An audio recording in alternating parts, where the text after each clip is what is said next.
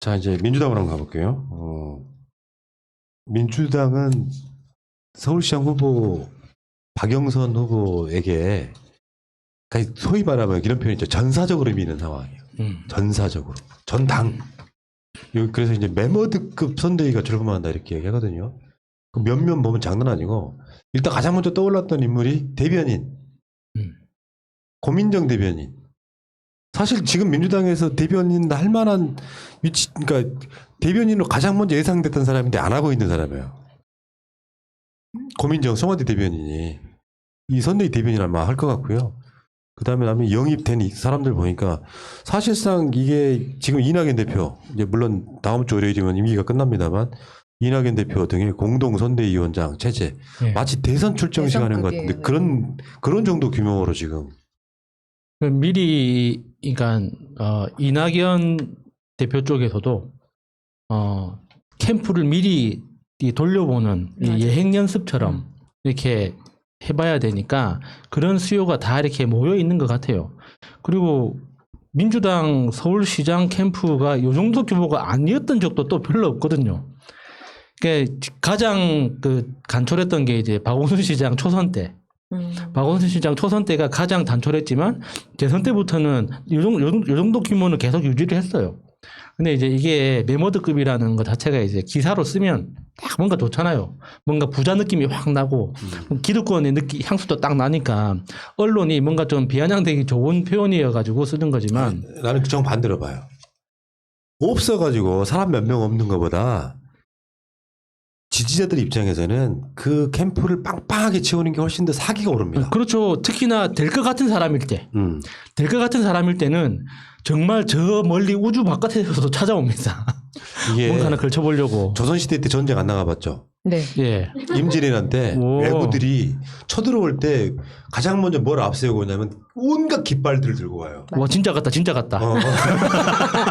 키 1m도 안 되는 외구들이요. 그게 왜 그러냐면 사람이 많아 보이는 거죠. 효과가 있거든. 군대도 마찬가지예요. 군대도 전쟁 나가면 현대전에서도 깃발이 제일 먼저 가. 그만큼 화려해 보여야 돼. 그러면 그걸 지켜보는 백성들이나 군사들 입장에서는 사기가 높아. 그래서 앞에 북치고 장구치고 막 소리 지르면서 꽹과리 치면서 깃발 들고 나가는 거야. 그래서 선대위 구성이 중요한 거라고. 그렇죠. 박영선 선대위원회에 사람이 아무도 없다는 것보다는 이게 지금 책상이 모자라답니다. 지금 계속 새 책상을 드리고 있는데도 드리는 책상보다 사람이 더 많이 몰려오니까 지금 다 바닥에서 앉아서 일을 한대요. 네. 내가 임진왜란 때 행주산성에 있었어요. 그 순신의 행님 봤습니까? 아니. 행주산성에서는 내가 권씨잖아요. 네. 유추해 보세요. 그냥 유리행님. 유행님. 행님 식사하셨습니까? 자, 어쨌든 그 박영선 캠프가 이렇게 만들어지고 있고 이따가 이제 열린민주당 이야기도 잠깐만 하겠습니다만 박영선 후보가 저번에 우리가 민족문제연구소 방송 있잖아요. 네. 거기서 효창공원에 가야 된다. 민주 쪽 계열의 분들은 박영선 후보가 한번 갔었잖아요. 3월 1일 날 또 갔어요.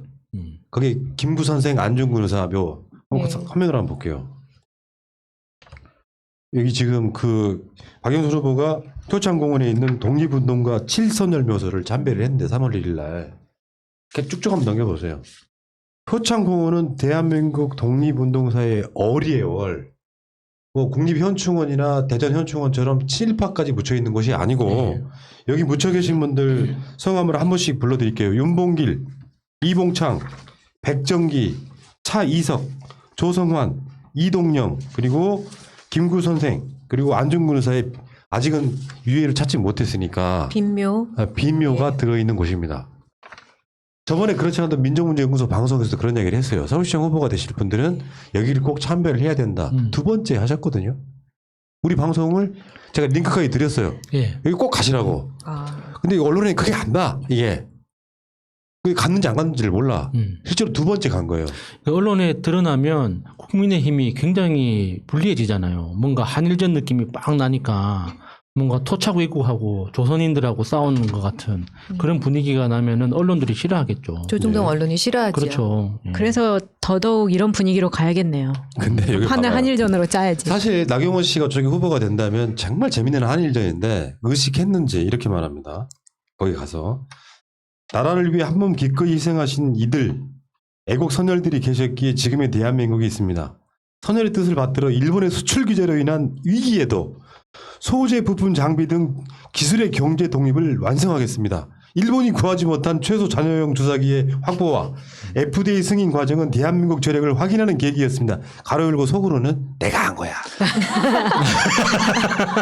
민족의 보물 찾기 위한 선열들의 투쟁처럼 코로나19의 겨울을 다 함께 이겨냅시다 이렇게 얘기했단 말이야. 그렇죠.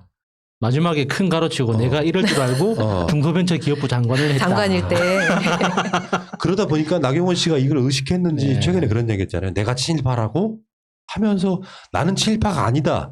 친일파는 저쪽에 더 많다 했던. 그래서 어제 최민희 의원 방송에서 황희두 우리 민주연구원 이사가 팩트체크를 그냥 뼈를 때리는 뼈 때리는 디테일을 가져와서 알려줬죠. 그거 있으면 일단 한번 우리가 방송 이거 중간에 한번 보여주세요. 그러니까 이게 뭐 무슨 만화책 같은 이야기지만 사실 한일전 맞거든요. 일본이 지금도 저기 뭐 유한부 할머니네 뭐네 램지연네 뭐네 예. 이렇게 하면서 최근 독도까지 도발하고 있지 않습니까? 그렇죠. 그 나경원이 처음 국회의원 되고 나서 비례로 그러니까 이회창한테 이게 발탁돼 가지고 처음 초선 의원으로서 첫 번째 행사 방문했던 곳이 자위대 무슨 뭐 몇 주년 뭐 창설 기념식 거기 갔었잖아요. 맞아. 그러니까 이제 자기 피는 못 속이는 거거든요. 네. 어쩔 수가 없어요. 그러니까 이게 숨어져 있는 일종의 한일전의 코드예요. 효창공원이라고 하는 것이 역사적으로 그 민문연 방송에 보면 효창공원의 역사에 대해서 설명을 해주거든요. 그 효창공원에 그걸 없애기 위해서 이승만이 어마어마한 공작을 하거든요. 나중에는 김구 선생까지 암살하는 지경에 이르는 그 효창공원을 그 전기를 없애려고 효창 운동장을 만들고 지금 이제 그게 나중에 공원화 작업이 이루어지고 있는데 거기에 사실 민주세력의 가장 큰 어른은 김구 선생님이잖아요. 안중근으로서 말할 예. 것도 없고 윤봉길로서 말할 것도 없지만 가장 큰 우리 민족의 지도자는 김구 선생님인데 사실 상대적으로 소홀하잖아요. 서울 현충원만 가도 친일파 박정희가 묻혀 있습니다. 이 지점에서는 숨어있는 이 코드를 박영선 후보가 지금 보여줬다. 나 이런 점이 참 마음에 들어요, 이번. 꼭 가세요 했더니 두 번이나 가시면 어떡해. 한 번만 가셔도 되는데. 문제는 언론들이 그걸 안 받아준다는 게 문제예요. 예. 군속 언론이 안 받아줘도 새날에 나오면 되는 거 아닙니까? 그렇죠. 그렇죠. 군소 언론한테 뭘 말해요, 솔직히 말해서. 우리가 말하면 다 소문나는데. 연합뉴스 TV에 새날 방송에 나왔다고 호들갑 떨지 말라고. 지금. 언론 재벌이 중소 언론에 나오는 게 그게 즐거운 일이냐고. 자, 박영선 후보는 그렇고요. 자, 열린민주당은 아직 안 보여주셨어요? 한번 보여주세요, 이거. 나경원의 친일 행적에 대해서. 황희두 이사가 딱 10개만 정리했더라고. 너무 많으면 안 보일까봐. 딱 10개만 정리했습니다. 이거 좀 읽어드리고 갈까요? 네. 마차님? 나경원이 친일파가 아니라고 첫 번째, 친일재단 환수법을 반대한 사람입니다. 17대 국회 당시에. 두 번째, 자위대 행사인 줄 몰랐다라고 하면서 2004년 자위대 창립 행사를 다녀왔죠. 세 번째, 한일 위안부 합의 외교적으로는 잘한 협상이다라고 YTN 라디오 인터뷰에서 얘기한 바 있습니다. 2015년에. 일본 자민당의 정권 복귀와 아베 총리 중심의 자민당 우위 체제를 구축해야 된다. 공개 간담회에 참석을 한 적이 있고요. 잠깐만요. 이렇게 숨차잖아요, 지금. 이런 짓을 해서 지금 아직 4개밖에 안 읽었는데. 엄청 많아요. 나머지는요. 지금 팟캐스트로 듣는 분들은 새날 유튜브 채널에 오셔가지고 구독 꼭 하시고 이걸 보세요. 더 이상 안 읽어드리랍니다. 아니 왜냐면 너무 많아가지고 읽을 만한 시간이 안 돼. 여기까지 나경원 씨 이야기였고 열린민주당은 지금 방송하는 이 시점 현재 오늘 김진애 서울시장 후보가 김의겸 이제 비례대표 4번을 모시고 와요. 그러니까 공식 사퇴일은 3월 8일 정도로 지금 알려지고 있거든요. 그래서 김의겸 후보 이제 비례대표 4번께서 공식적으로 김진애 의원 자리를 승계하게 되는 거죠. 김진애 의원이 과감하게 이걸 버리고 나서는 모습에 되게 멋있기도 한데 또 한편으로는 그 파이팅 넘치는 모습으로 국회에서 계속 싸우는 모습도 기대가 됐었거든요. 근데 이것 때문에 김우겸 의원이 되더라도 굉장히 부담이 많을 겁니다. 네. 이만큼 싸워주셔야 될 것 근데 같은데. 김진애 의원이 그러니까 지금 두 번째 의원도 비례로 하고 네, 있잖아요. 두 번째 비례 두 의원이시더라고요. 번째 비례이기 때문에 그러니까 선거 운동이 목말랐을 거예요.